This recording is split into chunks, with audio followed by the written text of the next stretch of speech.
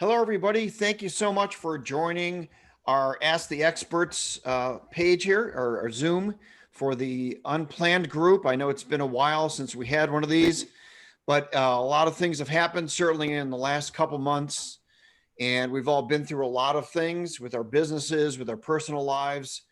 And by now, we've all experienced a variety of different conflicts and situations with contracts and dealing with different situations. And we have at least I do have a better feel for at least what arguments to expect from clients, what situations are coming up regularly, what kind of challenges are going out in online, and what brides are saying, and whether it's reasonable or unreasonable. These are things that we do have to deal with. And I am an eternal optimist, but I see a lot of the stuff that's going on in the country and some of the reactions that people are having to things. And I'm not quite as sure that 2021 is going to be, all ready to go on January 1st. So I'm certainly hoping that way, but I think we need to prepare ourselves so that we can find ways of protecting our businesses, protecting ourselves, and also being fair to our clients, being fair to our employees, and all the other vendors. So one of the biggest ways that we can really protect ourselves, as well as being clear to the client, is to have yourself a rock solid contract that has as many of these situations and stipulations that we've been dealing with in the last few months laid out, and saying, this is how this situation is handled. This is how that situation is handled. And if this happens, this is how we're going to deal with it, and getting them on board. And that way, when something does come up, you can say, hey, look, this is exactly what we went over. And the first time around, the virus was a complete surprise. We had no idea what we're going to do. But now we've gone through this. We've dealt with this for 6, 7, 8 months. And we're starting to get, don't have a grip on the virus itself, but we're starting to at least to get a sense of what we're dealing with as far as the client's perspective, and what situations they are looking for, what they're coming to us with, what we're coming to them with, and how things are working out. So the biggest thing is to try to have clarity, protect yourself, and protect your clients. So I'm really excited today to have a real expert in this field. And he's been on the program, I think it was 2 or 3 months ago or so. And we're thrilled to have Jonathan Rosen, who's a great contract lawyer. And he is a real expert in terms of some things that you can be doing to put together a great, solid contract to protect, like I said, yourself, your employees, your business, and your clients as well. So welcome to the program, Jonathan. Thank you so much, David. I appreciate you having me back. So a lot has happened since we last spoke. And I thought today we could go over some of the things that at least I've learned, and as some more people join in, they can contribute some of their questions and their ideas as well. But so one of the biggest things that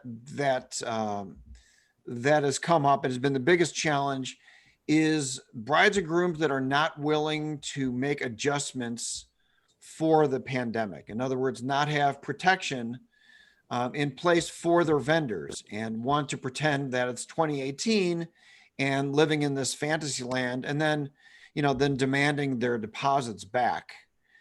So maybe we can start with that and then kind of talk about some other situations that have come up. This seems to be, for me at least, one of the most common things where people have weddings in Wisconsin where it's legal, or Indiana where it's quote unquote legal, and they want to have 200 to 300 guests, and they want our 14-piece band to play right next to each other, the huge dance floor and stuff. And it's like, I'm sorry, but I live in reality. So, and So it's a very difficult situation. And obviously, my first instinct is to take care of my employees, my musicians, my staff.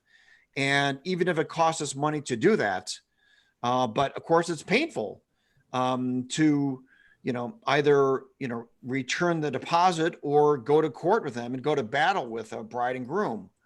So, what are some of your recommendations about a situation like that?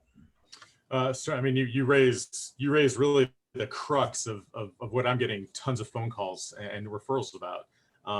The first thing I would say is, when you have a contract, make sure that your contract spells out at least three things.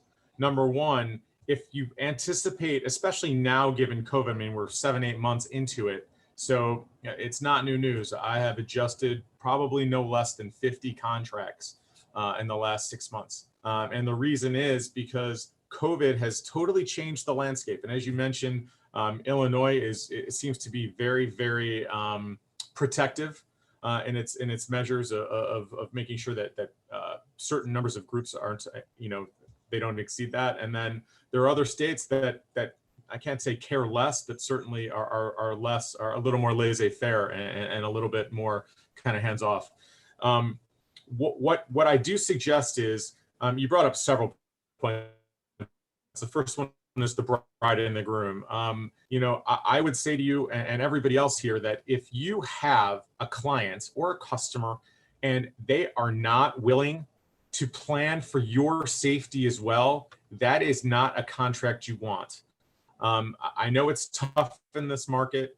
I can't say it's not, but if they're not willing to look out for your safety, I get concerned when something may go wrong. For instance, a guest of theirs might contract something, they're going to point the finger at you and they're going to say, you should have done this, you should have done that.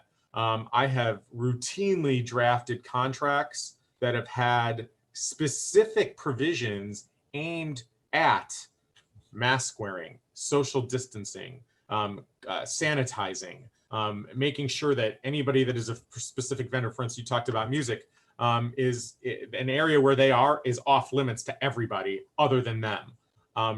Some of the measures that I've put in regards to certain types of masks, how masks need to be worn. It's just too important.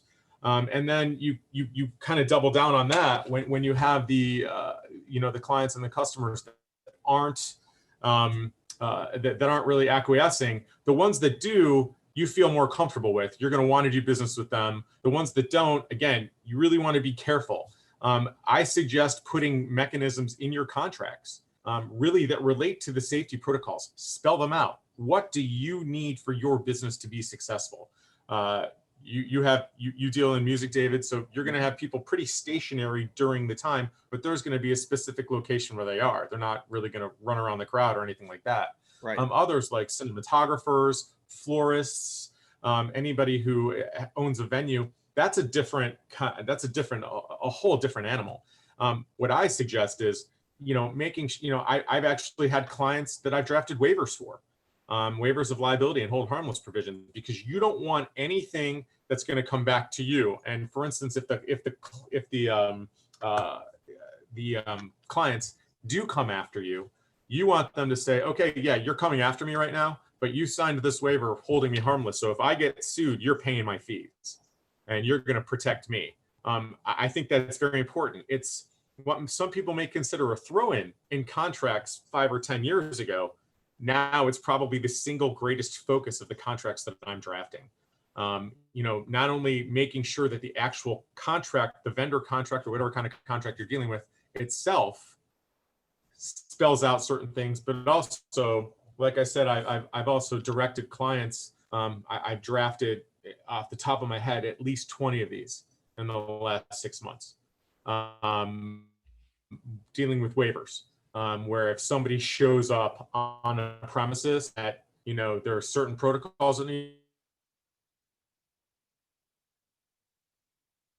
is there anything, is everything perfect? No. You can't really stop somebody from suing you. You can't stop somebody from being disgruntled. I think this kind of the pandemic or mindset. Okay, we're having a little technical problems with Jonathan. He can. However, Nope. I will say that the litigation being at 100% litigation, that several judges are kind of kicking the cans down the street, you're not going to get in front of a judge for quite some time. So that is, it's an unfortunate consequence, but what it's done is it's forced people to come to the table and force people to deal with these things. Now, you did mention another issue, and that is getting your deposit back. I will say this much.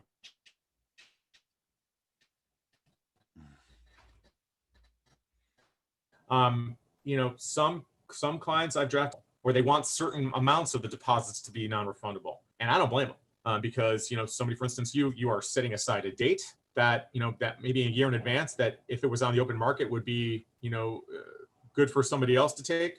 You are devoting resources and time toward that event, and so you should be compensated. It's almost impossible to sit there and figure out on an hourly basis what you're being compensated. So the general prevailing thought is to put a provision in your contract that says either the deposit, whatever it is, or a certain percentage of the deposit is non-refundable. And I have dealt with that. I've litigated that. And I can't think of too many situations where when it wasn't spelled out in the contract and spelled out very clearly that the vendor lost. Unless there was something untoward going on, but I don't. That's generally not the case. At least I know with my clients and several of the vendors you deal with. So I mean that's an important element to look at as well in terms of making sure that your contract spells out exactly what it says and what you want it to say, and making sure that you sit down and go over line by line with your client what the contract is. Because I can't tell you how many times in all different facets of life, be it construction contracts I've drafted, architect contracts I've drafted, vendor contracts, where you'll end up in litigation over it because somebody didn't pay a $10,000 or $20,000 or $30,000 bill, and the first thing I hear the person say is, "I didn't read that. I didn't know about that." I'm like, "Yeah, but you signed it." So I mean, I strongly urge everybody who has a contract to go over it line by line, make sure you understand it.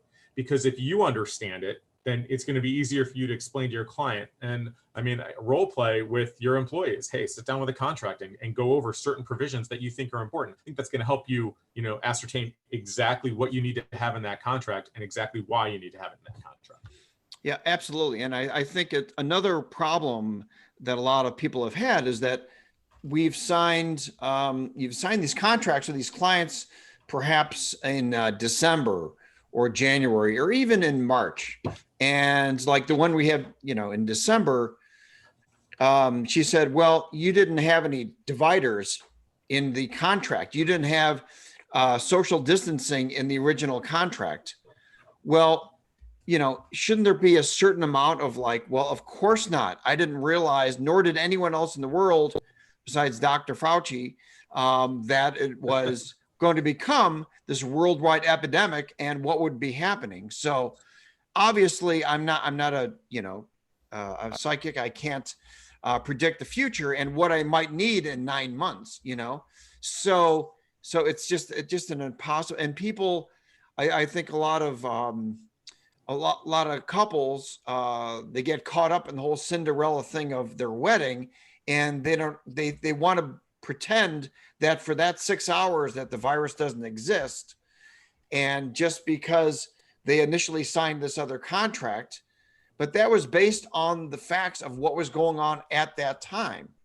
So, I think the investment into a solid contract, is something that has to be laid out very clearly. They have to agree to it. And just as if you want to do business with us, this are the stipulations that we're going to need to do, and go through it, go through it. Not just here's this pile of papers, just sign at the bottom. And then 2 months later say, hey, what's going on with this? Say, read this. And if you don't, that's your choice, but have it include as many stipulations as you can.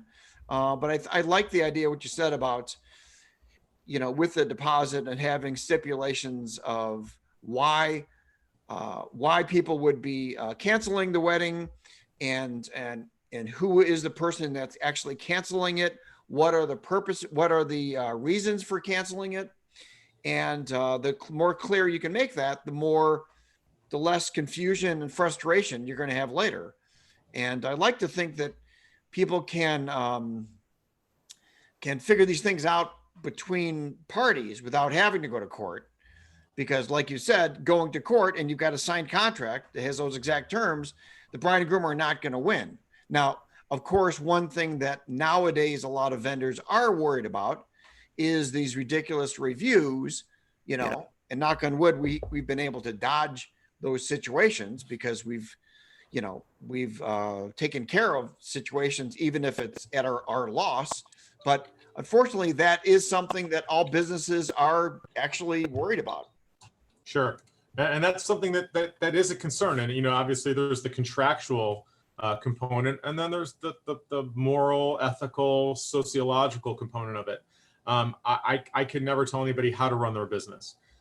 What I do know is kind of what you said, back in last November, December, when these contracts were being entered into, there was no thought, nobody thought that the second smallpox epidemic would be coming 100 years later.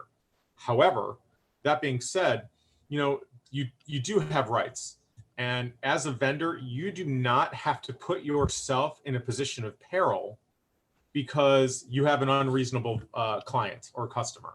And that's important. That's an important component. That's an important thing to remember. I can sit here and think of situations where, if for instance, the city of Chicago has a limit, if you have a contract with a certain customer or client that you obviously are anticipating more than 50 people, more than 100 people, more than 200 people, then obviously by virtue of what the city of Chicago has done, you can't have the event. You can't have the event the way that it was structured. So there needs to be some flexibility. Obviously, not all people are flexible. Not only that, but there are. We talked a lot. I think we talked last talk in May, during one of these these great chats that you have, and I've said the term force majeure, and several contracts have that in there just as a throw-in. It's the single most popular new thing to put in a contract. Because if something happens, a pandemic, a quote unquote act of God, and I think everybody's saying with all the, with all the plagues that we're getting this year, from murder hornets to the pandemic to everything, to no football almost,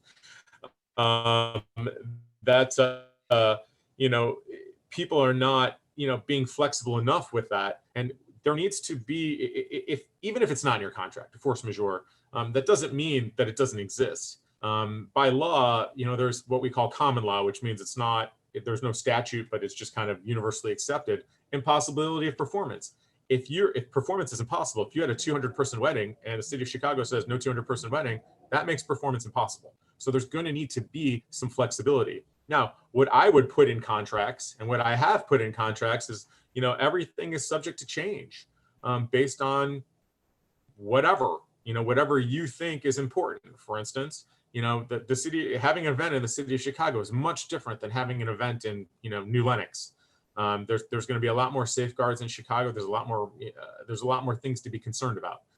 Not that having an event in New Lenox, you want to obviously keep everybody safe, but again, that's where you get to spelling out everything. I will tell you, I meet so many people that get contracts from online, and when I read them, I sometimes cringe because they've taken a contract from maybe even another state that has very different things in it that just won't fly here. And so, hey, listen, you don't need to use me, but use somebody. Or call me and ask me, and if I can't help you, I'll find somebody who can. The most important thing you can do, and anybody can do in this particular pandemic, especially when you are out at venues, is protect yourself. And that's where waivers come in. I have drafted so many waivers. It's so important. I drafted waivers for people that have businesses. I represent salons, and every customer that walks in that salon, and I'm actually a customer of the salon I drafted the contract for, I had to sign my waiver so that I can't sue the salon if I contract COVID. And then there's a whole other element to this as well called assumption of the risk. How many people have gone to a baseball game? You sit out in the bleachers, you have an expectation that you might get hit in the head with a home run. It's never happened to me, but and hopefully it never does. And I feel, obviously it's awful when it does happen. But the point is, you assume the risk of being at that event. Mm-hmm. So when you have employees, independent contractors, people that you are hiring or you're engaging to be at certain places, that's where you need to protect yourself from them. Because if they get COVID, they might want to come after you. And that's again, that's where waivers come in. If you have an employee or an independent contractor and they are showing up or going to a place that you specifically tell them to go to, they might want to, if they get sick, they might want to come after you. And of course, your defense is, well, you assume the risk of leaving your house and you assume the risk of breathing the air. I think the CDC just this week acknowledged that the virus can be aerosol for a long time. So it's only taken 7 months for them to figure out what we already knew, that if you're in a crowded bar and somebody has it, a lot of people are going to end up with it. So, I mean, the same type of thing holds. So you really want to be, there's a way for you to protect yourself in every realm, you with clients, you with your employees and independent contractors. And here's another thing a lot of people don't realize. Insurance, business insurance. See if your business insurance can cover events that are postponed because of COVID. I mean, it's called business interruption insurance. And there is a lot of litigation that is brewing here. It hasn't percolated to the top yet because, like I said, a lot of cases are just kind of being put on the back burner for now. And really the important, I mean, I've had a trial that has been kicked 5 times because of COVID. Mm-hmm. So, now they've kicked it out 6 months into next year. And I'm pretty sure it's not going to go then either. It's just not safe. And when it becomes safe, and who knows how long, even after, God, knock on wood, we have a vaccine, that it's going to be safe. So again, all of these things are considerations, and you should not be stuck in a contract with somebody that you don't feel comfortable with. You should not be stuck in you should have your employees and independent contractors sign contracts. They should sign a contract related specifically to COVID, if nothing else. I mean, a lot of people are very lax about having contracts with employees and independent contractors. I had a client 5 or 6 years ago. He came to me and he said, I need to have a couple contracts drafted. I said, it's probably a $5,000 or $10,000 job. He opted not to do it. The lawsuit that ensued was $180,000 to defend.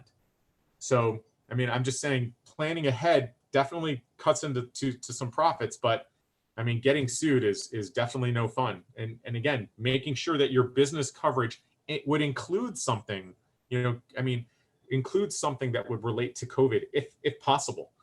That's important too. Call up your insurance agent and ask him, hey, if my business gets interrupted, if my employees get sick, what kind of coverage do I have? And what kind of coverage can I ascertain? That's so important. It keeps your business alive. And, because there are going to be lawsuits over this. It's going to happen. There already have been some that have been filed, some class action lawsuits, and we'll see where they fall. It's kind of an ever evolving thing, but you don't want to be caught up in that.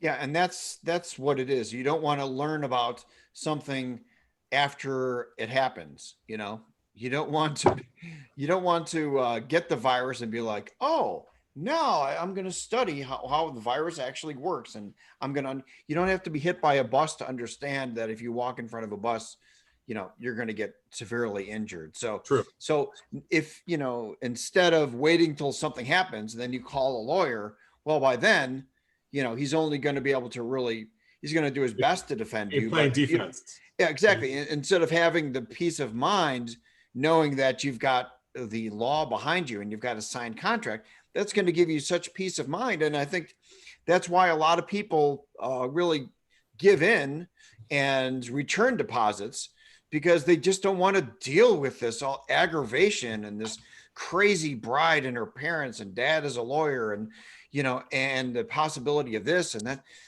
So I think they buy into that. And unfortunately, and a lot of vendors, a lot of vendor friends of mine have experienced this. We're the greedy bad guys who are trying to steal the bride and groom's money. And, and people forget that we are people that are trying to hold on to our businesses, to stay in business and trying to do the right thing. But automatically, if in case there's any question, it always goes against the vendor. And shouldn't there be, let's understand all the information before we jump to conclusions. Right. I was talking to a vendor friend of mine earlier today, And she was saying that, rumors got around that her venue was doing all this stuff, and it was totally the opposite. But people just like got a sense for what was going on, and instead of asking her questions or finding out about this venue, they just assumed that she was in the wrong. So I think that's important. And by having a great contract in place can really solve that. Now, I want to talk about another situation that I think has happened for a lot of people. It's happened to us many times, where they initially booked our 10-piece band, let's say a big blowout wedding ceremony, cocktails, dinner, the whole thing. And then they canceled it, or they said, okay, well, instead of doing this big giant blowout wedding, we're just going to do a jazz trio and a violin piano duo instead. Okay, so we say that, and then they've already given us the deposit, which is usually 25% for us. People do different percentages. So we've got this 25, let's say it's, $3,000. Then they say, okay, well, since we gave you $3,000, we're going to try to get $3,000 worth of music to replace what we had before. Okay. And the thing about that is people don't realize, or they choose not to recognize, that $3,000 doesn't sit in an envelope with their name on it until the day of the event, and then opened up and cashed and used to pay the employees. This is part of how we operate our business, how every business runs. We use that to keep the lights on, to pay for rent of the building that we had and stuff, and to pay for advertising and computers and technology and, arrangements and things we need to run our business. But people don't want to hear that. All they understand is they've paid $3,000. They shouldn't be charged more, to do that. And so it's a very awkward conversation, because I'm trying to explain this to people, but all they know is, I gave you $3,000 and now you're asking me for more money. It's a tricky thing. So maybe you can talk about how you'd put something like that into a contract to prevent those situations. Well, I think it's something we touched on a little bit before, and that's the fluidity component. At this point, every contract you enter into it knowing that it is possible the event might not happen. And the event might not happen for several reasons. A, the bride or groom's family or friends may get sick. The city may shut you down, which is what happened in Chicago. Some cities didn't get shut down. And now, from what I'm hearing, in the second waves that are going on in like Spain and Italy, they're starting to shut things down again, hardcore. So, that the first thing is having that fluidity in your contract, making sure that the clients understand and know that there is language in your contract that says, in the event of X, Y, Z, A, B, C, we need to talk, and here's what we need to do. I've been doing this for 20 years, and it is impossible to come up with every situation in a contract. But what you do is you give yourself some outs, and one of the outs is that fluidity, that certain things may happen that render performance impossible, or and that's kind of like a force majeure, but not. But that they may require that the parties, adjust their expectations. Now, you can certainly sit there and plan out with your clients what that might look like. And if it's easy for you to do, I recommend it. Because anything that is reduced to writing is a heck of a lot better than he said, she said. That being said, it's impossible for the most part to plan out every single, contingency. It's just, you'd have 50-page contracts for every, and I guess go rent an automobile and that's what you have, but, or at least they have them online, you have to scroll through them. But that's, if you've ever printed one out, they're probably 20 pages, and it's of all the possibilities. I don't think you need to do that for, the vendor type contracts or the client contracts that you're in. I just think it needs to be stated, early on, that circumstances may arise that may render performance impossible, or may have to require a change in performance. And in that case, here's what the parties agree to. There's nothing wrong with putting that in your contract, because what that is, it's just kind of it's a fallback. It gives you somewhat of a backstop. There's also, like I said, and like you said before, there are clients that just aren't reasonable. And when a client isn't reasonable, I know there's the concern about what they might post online. And, God, is that slander? Is that defamation? And we'll leave that discussion for another day, because it's an important one, because there actually are what we call anti-slap laws in Illinois that prevent, businesses or individuals from going after others for posting things. So you need to be careful when somebody posts a bad review, not to overreact. But if somebody's posting a bad review and it can be demonstrated that it's, intentionally malicious, you have really good grounds to go after them. But again, another conversation for another day. Obviously, the contractual component is what I'm here to talk about. I can't tell you or any other vendor how to manage the ethical and moral components. Hey, I understand your event's not going forward. I know you've given me $3,000. You want to change some things. All right, it's not just going to be $3,000, because like you said, that goes into a number of things well before the performance ever even happens. So, let's renegotiate the contract and let's come up with something that we agree to. I mean, because keeping in mind that if you have the $3,000 and it's non-refundable, that's yours. As long as there's good faith on your part to follow through with the terms of the contract, which obviously there is. But that's why it's really important to obviously keep a good dialogue. Be very aware of what CDC guidelines are changing, and really it's the big cities where there's going to be the most change, at least initially, in terms of how many people you can have together and how many people. I mean, I was walking in Lincoln Park the other day, and there was a 30th birthday party. You could see the big 30 balloons that were probably about 30 feet in the air. There were about 60 people there without masks, and people were just walking by with masks on, shaking their heads. And I know there were 2 police cars, and the police were starting to walk up to the party. So I don't think that party lasted much longer.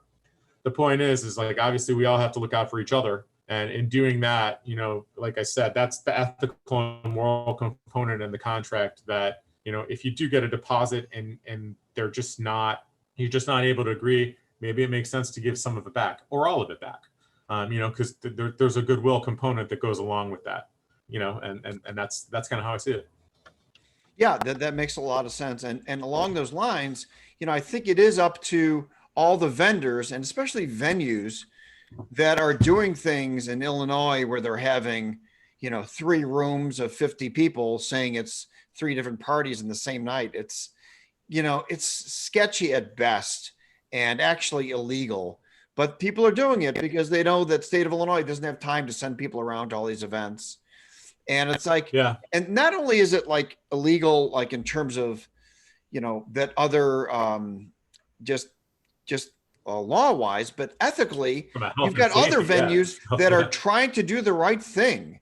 Other bands or other florists or catering people or photographers that are saying, you know what, I don't want to contribute to a 150 person wedding that's illegal just to make a buck. And I don't think, I want to save my business. I don't think that's justification to, I get that. And of course, everybody wants to save their business.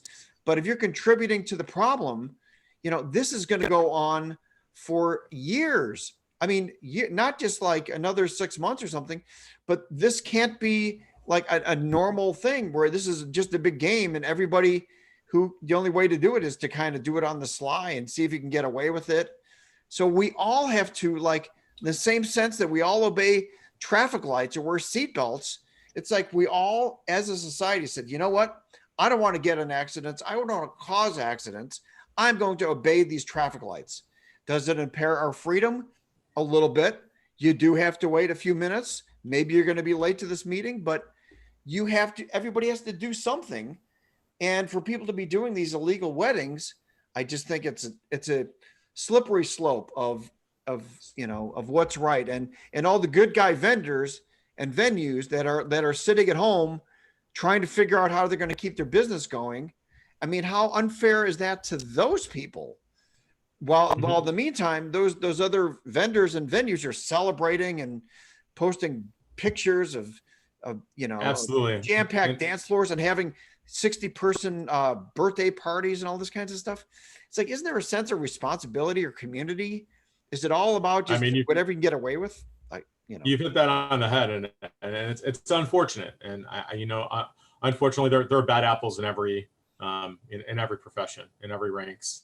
Yeah, from the lawyers. I'm top sure on down. there's all kinds of people that pull all kinds of Oh, what are you talking shenanigans. about? Right. That pull all kinds of shenanigans to kind of. Oh, But never, anyway, never. but Um, I digress. But that was a little sidebar of. I just wish that everybody would kind of see the big picture, because nobody in the world wants to wear a mask. There's nobody that said, you know what, boy, I love these masks. They feel so great, and I love having so many different colors. Nobody wants to do it, right? But we all do, or we should, because it actually does saves lives, and it's super easy to do. And if we all yeah, did it, we'd all be going to the movies or Cubs games or Cleveland Browns games or whatever, and having our friends over to watch movies and watch, just having dinner together and stuff. But until we kind of yeah, get a sense it's of definitely urgency been, with everybody, yeah. it's hard. And Anyway, that's, I really felt like, back in March and April when everything kind of, hit the fan, and, cities were kind of closing up. I really felt like people were taking it more seriously.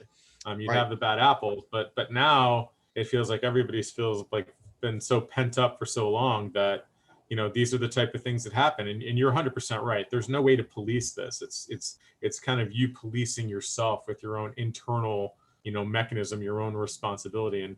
And hopefully, this goes away. I mean, I do recall reading, several articles. Just I was curious about how the smallpox, the Spanish flu epidemic, was, the first wave wasn't that deadly. The second wave was, and there were cities like San Francisco, New York, that had mask wearing statutes and ordinances that were in effect. And if you didn't follow them, you got hit with a big fine.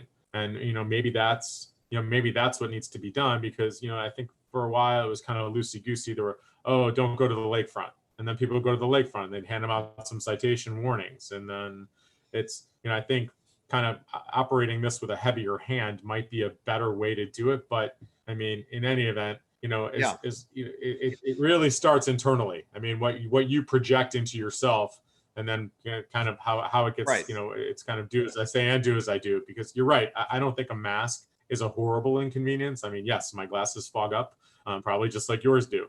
Mhm. But if that keeps me safe or safer, because then you read about all of the tests where if you have a mask on, that your air goes behind you, so somebody shouldn't walk directly behind you, or there's all kinds of science involved with this. But if we just kind of take the time to realize that it's not just about us, but it's also about those around us. I mean, Right. maybe this thing can be defeated. I mean, it can only, from what I'm reading, it can only live for 14 days on, not even that long on a surface or whatever. So, if we all take the proper measures, you're 100% right. Certainly I don't think anybody wants to end up living in caves, and away from everybody, but maybe that might happen for a little while. So to tie it back to the whole point of this seminar, your contract is basically a mask for your business. Yeah, Like that, right? protection. Yeah. If I'm doing it right, I'm somewhat of an insurance salesman, because I'm saying, this is what you've considered. This is what goes on. This is what goes on in the business, and this is what you need to do to protect yourself. I strongly urge anybody who watches this video, and anybody who and talk to, do not download a contract from the internet.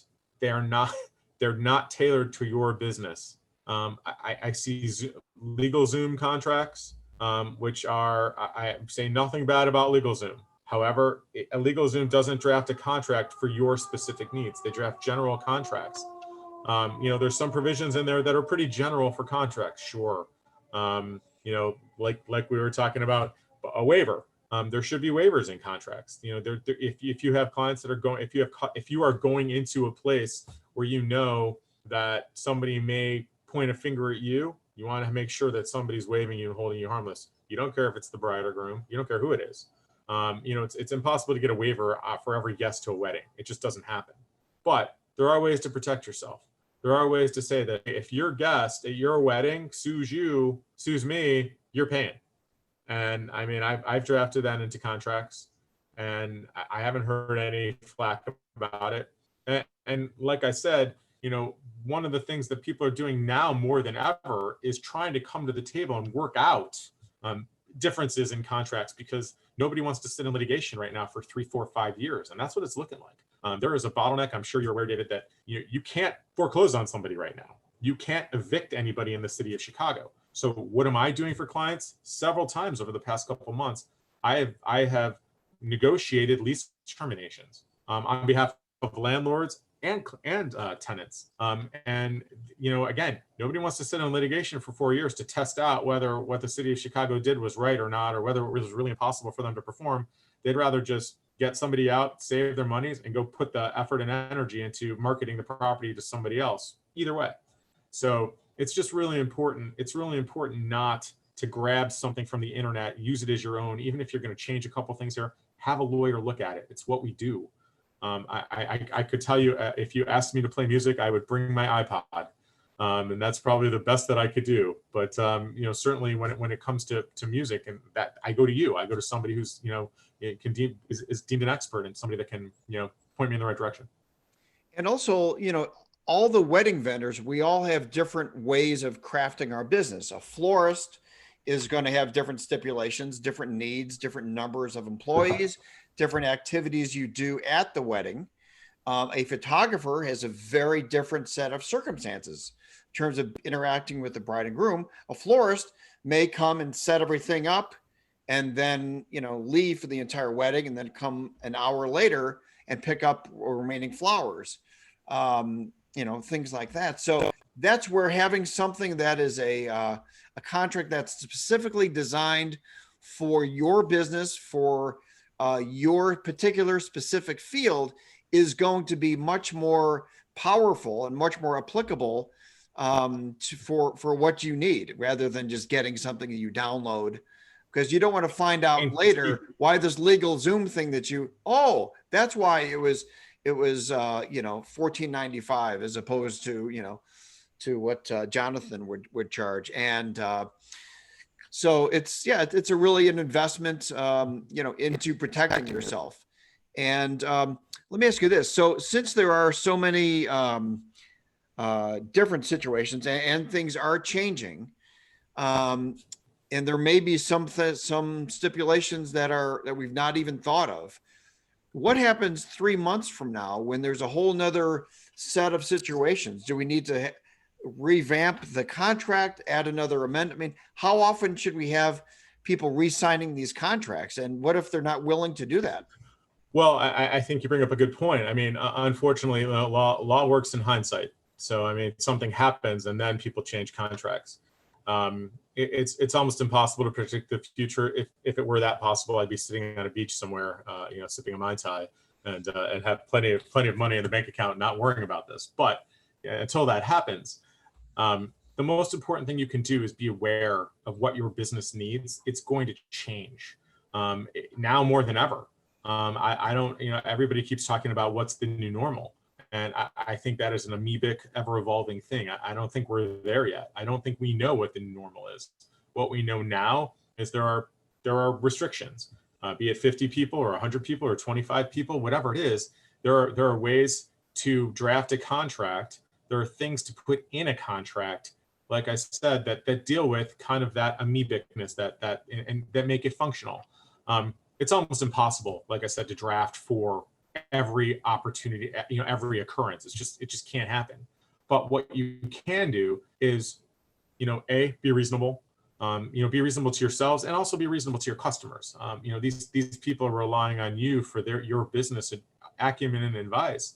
And if something happens that renders performance impossible, you need to be upfront and honest with them and say, hey, I can't do this performance the way this is, but let's sit down and talk about this and talk about how we can change this and morph it into something that we both agree with. Like you talked about, somebody's like, okay, we only want $3,000 worth of this and that. And again, I don't know how you price that out. That's certainly a proprietary thing. But, whatever the end number is, you can figure out with, I don't think there's any contract, even the contracts that say this contract is not negotiable, everything's negotiable. So, even the non-refundable deposits. So I don't know if I've directly answered your question. I've tried to. I think the most important thing is just to have that functionality, that saying something in a contract, that circumstances may arise that render, that impact performance or render it, impossible. and we need to be able to discuss these things and come up with, that's why some contracts some of the, like for instance, some of the architect contracts I draft, I am adamant about putting a mediation provision in it. I'm not the hugest proponent of mediation in a lot of situations, but in that particular situation, there are a whole bunch of guidelines by the AIA that govern how to mediate such a contract. So you want to have something in there. There are what we call AAA arbitration that I put in some of the other contracts for some of the larger clients that I have.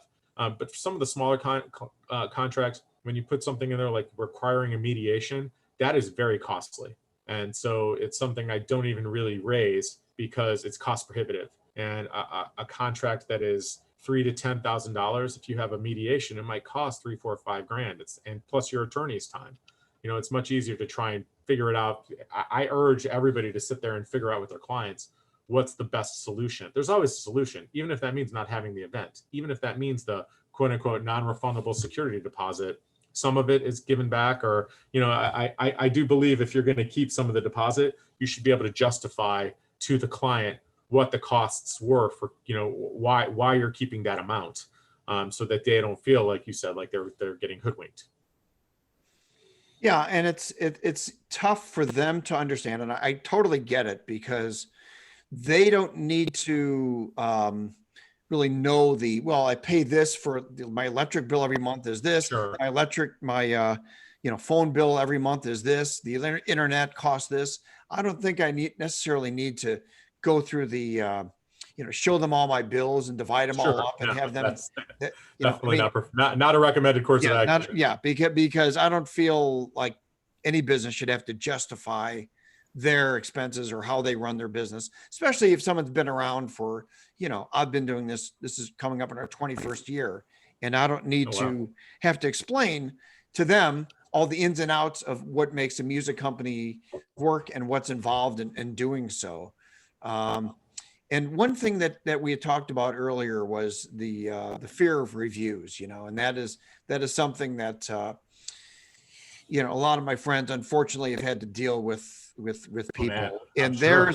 there is a defamation clause that you can put in there as well. So if you come to an agreement, you refund whatever agreed amount is, you can't do that and then turn around and put a 1-star review about this company saying that this, that, and the other, right? I mean, that's a reasonable thing to ask as well, right? It's reasonable. I mean, there is legislation in effect in Illinois. It's called the anti-SLAPP statute, where citizens are encouraged to participate in online forums and encouraged.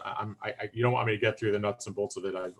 I've litigated it to some extent before and came to a resolution. But the last thing I think any vendor wants to deal with is somebody that is defaming their business. And I mean, it's pretty clear if it is malicious, if it's ill-intended, there's recourse, and it can be pretty strong recourse, because you're looking at a possible punitive damage award, and it's hard to measure. It's hard to measure what those damages would be. God, I mean, the Supreme Court says, okay, well, whatever your actual damages are, and I mean, if somebody impacts your business and you can show an adverse impact on your business, you lost $20,000, $30,000 of business in a year because of this. I mean, a punitive damage award could be up to 10 times that amount. And those are not dischargeable in bankruptcy, any independent tort like that. So it's a very, very different beast. It's something I urge people. You're gonna, if you've been in business long enough, you're gonna have a bad review. Somebody might have a bad day. Somebody might think you did something untoward. I always recommend responding to inside of the post directly, saying, I apologize. I'm so sorry that you felt this. Please just call me and we can discuss it further. You don't really need to. I strongly advocate against sitting there and putting a long, I've seen that. paragraph about why you think they're wrong, because all you're doing is inviting a response. And I mean, I think makes you look bad, right? Yeah, no, yeah, you never want to do that for sure. And you're breathing oxygen into something that, frankly, I mean, somebody may look at your reviews. Yeah, people understand that stuff. Yeah, you've been in business 21 years. I mean, I looked you up. I didn't see any bad stuff, but listen, if someone, like I said, somebody might have a bad day. And I mean, it's a referral is a referral. And I am notorious for looking at TripAdvisor, and I write all kinds of reviews on TripAdvisor. Mhm. I've never written a bad review. I just don't want to do it. I usually, if somebody goes above and beyond, they're gonna know, and I'm gonna Yeah. put something on there. And if somebody doesn't do it, then for me, it's, well, I didn't put something on there. That's enough for me to say, hey, Right. look, Right. I don't really recommend the place. So Like my grandmother said, if you can't say something nice, don't say anything at all. Right. yeah, right. Right. I think that's part of our tradition. That's well, Um, I wouldn't have a job that way. Hey, exactly. So, at what point does somebody get an amendment done to their current contract versus getting an entirely new contract put together? I would say if we're dealing with specific things, I mean, if I've already done your contract in the last couple of years, probably don't need to have a new one. However, with what went on with COVID, being that it's changing, the waivers that I've done that I think are pretty current and take into account CDC guidelines, and Illinois guidelines and City of Chicago guidelines. I mean, I specifically refer to those particular guidelines in the waiver. Because I think it's important that everybody acknowledge and understand that these are the guidelines that are governing why my business in Chicago has to do this, why there are certain mechanisms that need to be done, be it wearing masks, social distancing, sanitizing. Nobody's allowed within 10 feet of the musicians, whatever, or nobody's allowed to, come within 6 feet of the florist while she's doing whatever she's doing, those type of things. You know, I don't think you need a new contract for that. But again, most contracts are, everything can be negotiated. And if a client will not agree to do it, then again, think strongly about walking away from it. I know it's tough in this economy, in this market, to do that, but you'd rather walk away from something than, if they don't want to walk away from it, I'm sorry, if they want to hold you to it and don't want to, they're going to be difficult to work with. And that's never a good thing. Because no matter how you look at it, with you doing music, a florist, a cinematographer, anything, it's a collaboration, it's a cooperation amongst people, and really not just you two, but it's really a host of different vendors. And boy, I have dealt with some litigation over events and event planning, and it can get ugly, and it's unfortunate. And I think the easiest thing to do is to walk away. You may be giving up some money, but I will tell you, if to get sued, to have to defend something, I mean, nothing prevents anybody from suing anybody. Even if there's a waiver, even if there's an indemnification, I mean, they might challenge the waiver or the indemnification. Yeah. It happens. I've been It happens happy all the to. time. So you just really need to be Yeah. careful. So, I mean, again, I don't, to answer, to answer your question directly, it's hard. It's really kind of contract specific, but every person you deal with in this group and every other group should have some provisions and protections for COVID. They just should. Be it a single one-page document that somebody comes into your business, you make them sign, which I've done for some of my salon clients. Because I don't want, my clients are salon. They don't want somebody suing them for $10 million because they got COVID and were on a respirator. I mean, that's an awful, awful thing. Do I have defenses to it? Sure. I've got the assumption of the risk thing. I get that. But, you'll see really any public events that go on, people are going to make people sign waivers, or they're not going to let you on the property. I've already seen it. Golf courses are making people do it. I have seen public events. Some of the speeches for some candidates. There are some areas where they are requiring waivers. Not everyone, but I mean, the point is, that's the way of the world right now. And, as a business, you have a finite amount of money that comes in. Whatever that contract amount is the finite money. So you want to make sure that you are protected up to that. And you certainly don't want somebody coming after you saying that you maliciously, spread COVID because you knew or should have known. It's litigation over this is going to be ugly. It's just going to be, because people are going to, I mean, you're already seeing lawsuits for it. And I'm curious to know, there are going to be lawsuits over business interruption. And should people be covered for business interruption? And I mean, I actually have some clients that were denied a claim and considering filing a claim against their insurance company because they have a very successful business that was literally closed because of COVID. and there's a policy that says they're entitled to certain, money, and the insurance company has told them to pound salt. So I mean, I'm hopeful that we can negotiate a resolution, and we're just kind of holding fast to just kind of standing back and letting things develop. But they know something's coming, and it's just a matter of where they're going to negotiate it or we're going to litigate it. And I would hate to see any of the smaller businesses have to deal with litigation. It's an ugly thing. It's very, very costly. And if I can do anything to get somebody out of it, I will, because it can kill a business. Yes, absolutely. And you hear about, in the news, you hear about like,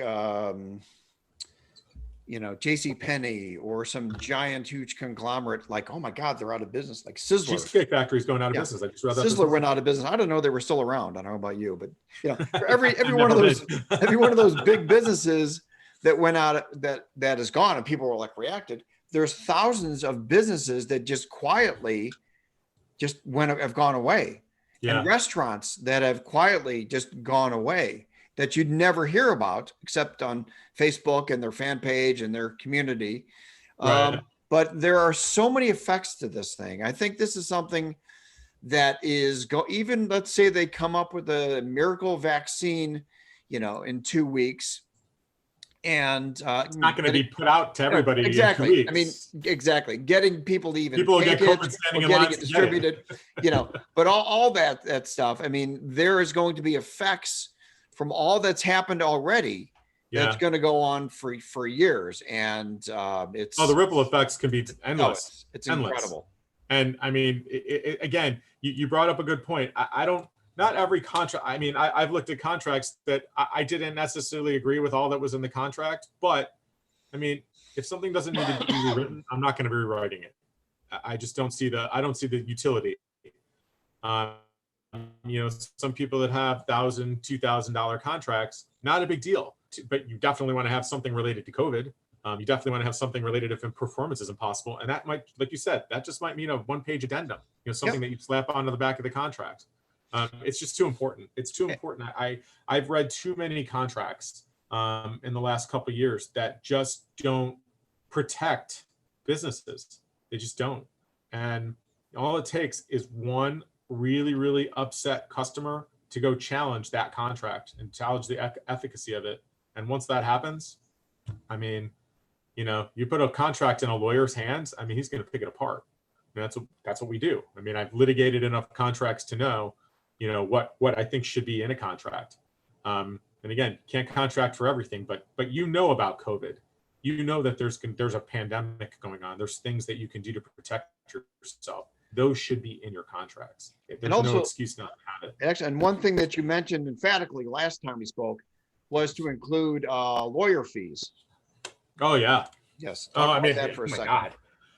Well, yes, sure. I'll give this example. You enter a contract with me for $5,000. You pay me the $5,000. You're not happy with the job. If you sue me and there's an attorney's fees provision in the contract, then let me put it this way: if there's no attorney's fees in the contract, then the best you could hope for is to get your $5,000 back. What's it going to cost for you to litigate that to get the $5,000 back?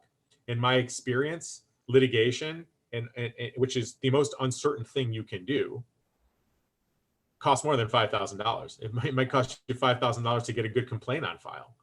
So if there's an attorney's fees provision that has a fee shift, obviously if I'm representing you, I'm going to make it a one-sided provision and make sure that only you as the vendor can be entitled to attorney's fees, not the customer. But that being said, sometimes I do, mutual attorney's fees provisions, just depending on circumstance. But if there's an attorney's fees provision in it, and you could get attorney's fees, you might have to spend $20,000 to get the $5,000, but you'll get $25,000. So, I mean, you could get a judgment for $25,000. Now, obviously, just because you get a judgment for $25,000 doesn't mean you can collect $25,000. That's a whole other process. So right. A lot of people, one of the things that I'm learning with smaller, closely held businesses that I represent is a lot of them don't know all of the kind of the protocols for litigation. Just because a judge awards you $25,000 or $50,000 doesn't mean somebody's writing a check the next day. There are appeals. And in Chicago, which is probably one of the most litigious counties, Cook County, on the planet, there's a post-judgment citation court. And that's a very fancy court name for, I just got a judgment and now I want to go enforce it.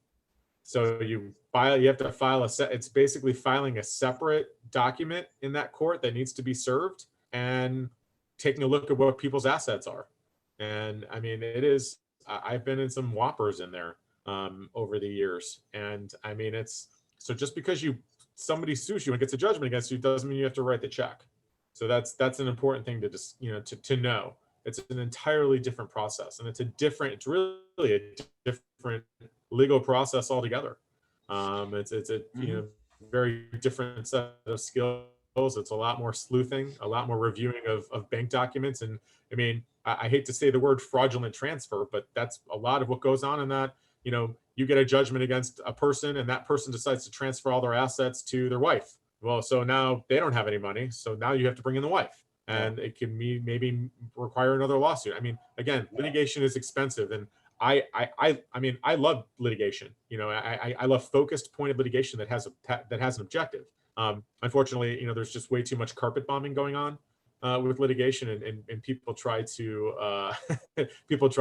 litigate just for the sake of litigating, and that can get expensive. So that's why I say spend your time and your money and your resources on getting a really good ironclad contract, because if you have that, then the litigation that might result against you will be less successful.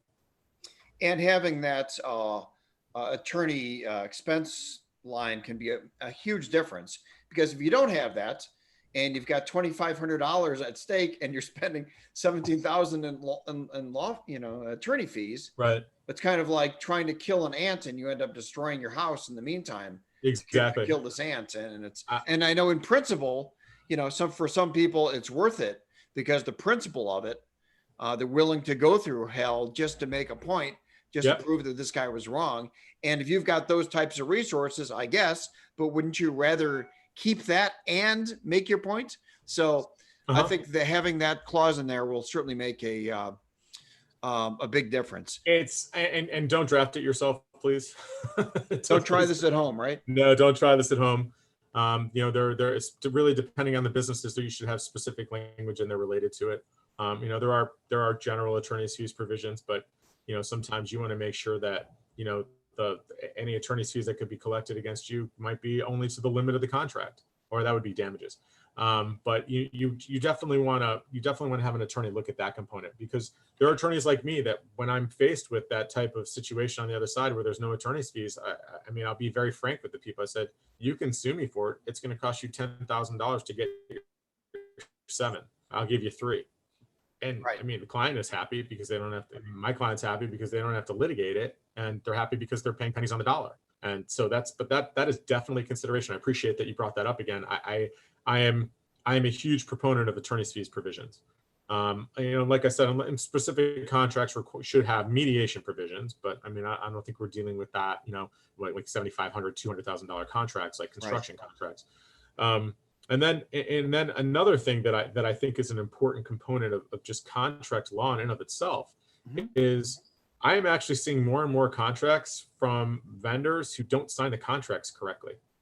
And I will tell you, if an attorney gets a hold of it and sees that a contract isn't signed correctly in the name of a business, they'll go after the people individually. I've seen it done. I've defended it. And I mean, there's a way to sign a contract that is unique. It's not just sign your name. So that's an important thing too. And it's a little, it's a little blip, but that blip, could result in personal liability. You just don't want that. Great. Well, I want to thank our special guest here today, Jonathan Rosen, for being a guest on the unplanned Ask the Expert Zoom.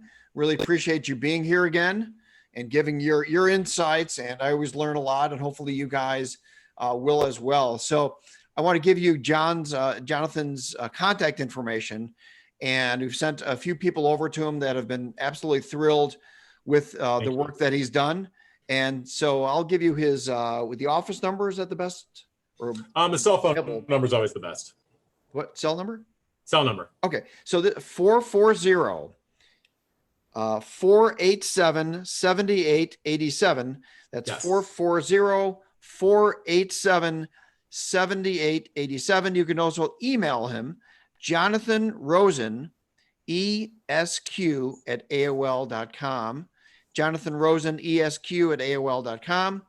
And he is a great guy, and a number of my friends have worked with Jonathan over the years, and he's always really helped them. And I hope you guys enjoyed getting some free information from someone who specializes in contracts.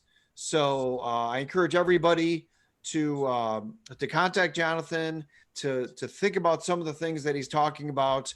Do not download any contracts online, and it may end up being something that's extremely costly later. You're going to make me busier. Exactly. Pay now or pay later. So once again, we really want to protect our businesses, protect our clients, protect our employees, protect our reputation. So you want to do everything you can to build up a contract, because now more than ever, the contract is your shield. Just like Captain America has to have that shield or your mask to protect yourself, you need to have a really strong contract that you can put out there and say, look, this is not between any emotional stuff between myself or you. This is why we have the contract. In the same way that best neighbors have big fences, right? And so that takes out any kind of the emotional things. And it just says, this is the contract we are all agreeing to. These are the terms. And if somebody breaks that, then that's another conversation. But yep. It's a really smart investment that you guys can make. I know times are tough, and I really wish you guys to be healthy, happy, look out for each other, do what you can to help. We all need help in different ways. Sometimes just a quick call or sending an email or a text or something just to check in on people. And because a lot of times people feel very isolated and very kind of alone, and you are not, because we're all dealing with variations on the same thing. And we all have different things skills that we have to help each other. But it's important to reach out. Be sure to vote. That is a very important thing. Wear your mask. Critical. And make sure that everybody you know and love is wearing a mask, and even people you don't like, have them wear a mask too, because we are all in this together, and we have to be leaders in our own way to the greater good of what the wedding industry, the event industry is all about, is making people happy and giving work for our employees and making our clients happy with our skills and being able to contribute to their lives. So let's do those things. Contact Jonathan, and we will see you next week. And everybody gets a free consultation. So don't be bashful. There you go. And a free haircut, right? With the salon. I could use one myself. No, you look fantastic. So, anyway, thanks so much for watching, everybody. Really appreciate it. And once again, be sure to contact Jonathan at 440-487-7887. Thank you so much. Thanks, and David. Have a great day. And I wish you guys all the best. Take care. Bye-bye. Thank you.